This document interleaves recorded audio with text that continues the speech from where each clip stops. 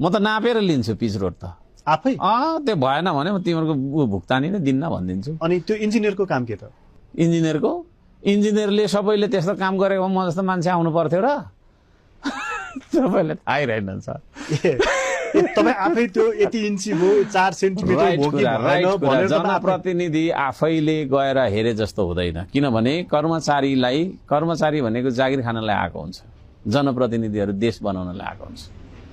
तपाईले एउटा कुरा भन्नु म आज अचेल त जनप्रतिनिधि पनि तलब भत्ता खाने भावना तर म जस्तो मान्छे चाहिँ देश परिवर्तन गर्नलाई आएको हुन्छ, देश बनाउनलाई आएको हुन्छ है। त्यसले गर्दाखेरि पिच गर्दैछ भने मैले नाप्नु पर्यो नि त, त्यो एमएम ठिक छ कि छैन।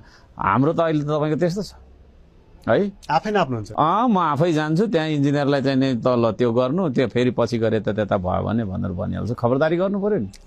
यही भएर बिग्रेको देश हाम्रो। सबै माया गर्यो यो गर्यो भने चिल्लो चाप्लोले सबै बिग्रेको। रुल्स त कडा हुनु परेन र, अनि गुणस्तरीय हुनु परेन। अनि ठेकदारलाई दिने बेला पेमेन्ट चाहिँ हामीले नापी दिने, उसले 1 रुपियाँ 2 रुपियाँ छोडिदिने हो र है।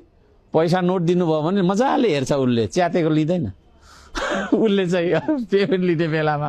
अनि दिने बेलामा चाहिँ उसको सामान हामीले नापिकन चाहिँ लिनु मिल्छ त। देशभर हामी रगत बगाउँदैन, पसिना बगाउँछौँ। पार्टी जाति र धर्म भनेर हामी लडेका छौँ नि, विदेशी षड्यन्त्रले हामीले लडाएको छ है। त्योबाट मुक्त गर्छु म नेपाली समाजलाई।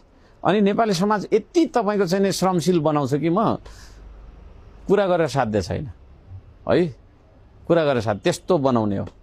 तर त्यसमा तपाईँहरू हामी सबै जोडित। तपाईँलाई नेपाली राजनीतिको चाहिँ कुरूप पक्ष चाहिँ के लाग्छ? धेरै बोल्छौँ हामी, काम गर्दैनौँ, ढाँट्छौँ ठाउँका ठाउँ होइन, त्यो चिज हो।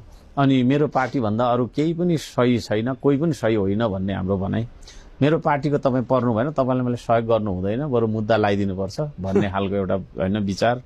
र मैले गरेँ भने मात्रै त्यो चाहिँ सही हो होइन। अरूले रोपेको पनि त बिरुवा त हो नि त, यहाँ पानी लाउँदा हुन्थ्यो नि त होइन। यो चाहिँ अरूले रोपेको, अरू पार्टीले भने मैले उखेल दिनुपर्ने भन्ने खालको जुन छ त्यो चरित्र चाहिँ सबभन्दा नराम्रो।